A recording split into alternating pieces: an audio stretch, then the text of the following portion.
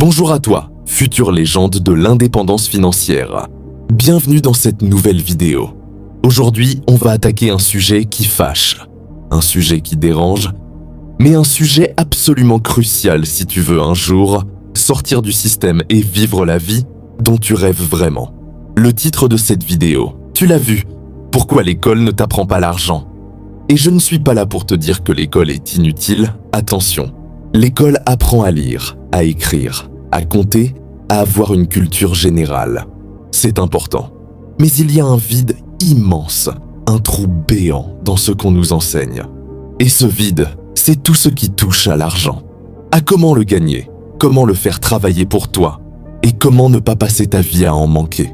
Alors, est-ce que c'est un complot? Est-ce que c'est de la malveillance? Pas forcément, mais c'est un système. Et aujourd'hui, on va décortiquer ensemble les 5 grandes raisons pour lesquelles l'école te laisse complètement démuni face au monde de l'argent. Partie 1, le modèle du bon élève. Le monde des affaires. Première raison, et elle est fondamentale. L'école est conçue pour former de bons employés, pas des entrepreneurs. Réfléchis 2 secondes. Depuis la maternelle, qu'est-ce qu'on t'apprend? À lever la main pour demander la permission d'aller aux toilettes. À suivre un programme décidé par quelqu'un d'autre. À respecter une cloche qui sonne pour te dire quand commencer et quand arrêter. À faire ce qu'on te dit sans poser de questions, sinon c'est 0 pointé. Ça te rappelle quelque chose? C'est exactement le mode d'emploi d'un bon soldat ou d'un bon employé dans une usine du 19e siècle. Notre système scolaire est né pendant la révolution industrielle. Le but? Créer des ouvriers disciplinés, ponctuels, obéissants, qui ne remettent pas en cause l'autorité. Le monde de l'argent, de l'investissement, de l'entrepreneuriat, c'est l'exact opposé. Pour gagner de l'argent, il faut prendre des initiatives, pas attendre qu'on te donne des ordres. Sortir du cadre, là où l'école te met dedans. Accepter l'échec et l'erreur, là où l'école te punit pour une faute d'orthographe. Développer ton leadership, pas apprendre à obéir. Tu vois le fossé? L'école te prépare à recevoir un salaire, pas à créer de la richesse. Partie 2, le tabou de l'argent. Deuxième raison, et elle est culturelle. L'argent est un sujet tabou à l'école. Dans la cour de récré, on parle de foot, de jeux vidéo, de la dernière série Netflix. En cours, on parle de la Révolution française ou du théorème de Pythagore. Mais l'argent, on n'en parle jamais. C'est presque vulgaire. Comme si c'était sale. On t'apprend que l'argent ne fait pas le bonheur, ce qui est vrai en soi. Mais ça ne veut pas dire que la pauvreté en apporte. On t'apprend à admirer le savant pauvre et à mépriser le commerçant riche. Résultat, on sort du système avec une vraie peur de l'argent. On ne sait pas en parler, on ne sait pas le gérer et inconsciemment, on pense que ce n'est pas bien d'en vouloir. Et devine quoi? Si tu as une relation malsaine avec l'argent, si tu le vois comme un mal nécessaire, tu ne feras jamais tout ce qu'il faut pour en gagner. Et ça arrange bien ceux qui sont déjà en haut de l'échelle. Partie 3. On t'apprend la pénurie, pas l'abondance. Troisième raison, c'est la philosophie implicite qu'on t'inculque. La mentalité de pénurie. Qu'est-ce qu'on te dit tout le temps à l'école? Il n'y a pas de place pour tout le monde. Il faut être le premier. Le système est une pyramide, et si tu réussis, c'est que les autres ont échoué. On te prépare à te battre pour des miettes, pour un poste salarié en CDI. On te conditionne à penser que la réussite est un gâteau qu'il faut partager, et que si quelqu'un a une plus grosse part, c'est forcément qu'il te l'a volé.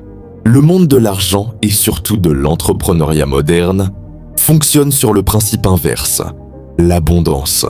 Internet a changé la donne. Aujourd'hui, tu peux créer de la valeur pour des milliers de personnes sans rien enlever à personne. Tu peux créer un business qui sert des gens aux 4 coins du monde. Le marché n'est plus limité à ta ville ou à ton pays. Mais l'école, enfermée dans ses 4 murs, avec sa notation sur 20 et son classement, ne t'apprend pas à voir ce champ des possibles infinis. Elle t'apprend à être un mouton dans un troupeau qui se bouscule pour un peu d'herbe, alors que la prairie est immense juste à côté. Partie 4. La valeur travail versus la valeur argent. Quatrième raison, un peu plus subtile, L'école t'apprend à confondre le travail et la rémunération. À l'école, la logique est simple. Tu travailles, tu as une bonne note. Tu ne travailles pas, tu as une mauvaise note. Le lien est direct et immédiat. Dans la vraie vie, et surtout dans le monde de l'argent, c'est complètement différent. Tu peux travailler 60 heures par semaine à l'usine et gagner 1400 $. Tu peux travailler 10 heures par semaine sur un business en ligne et gagner 10 000 $. Pourquoi? Parce que dans la vraie vie, on ne te paie pas pour ton temps. On te paie pour la valeur que tu apportes, pour les problèmes que tu résous. L'école ne t'apprend pas à identifier des problèmes et à y apporter des solutions.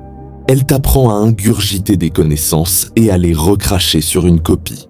C'est un travail artificiel, déconnecté de la réalité du marché. Partie 5. Le risque est diabolisé. Dernière raison, et elle est peut-être la plus importante, l'école diabolise le risque et l'échec. L'objectif numéro 1 du système scolaire, c'est la sécurité. On veut que tu évites les erreurs à tout prix. Fais attention, tu vas tomber.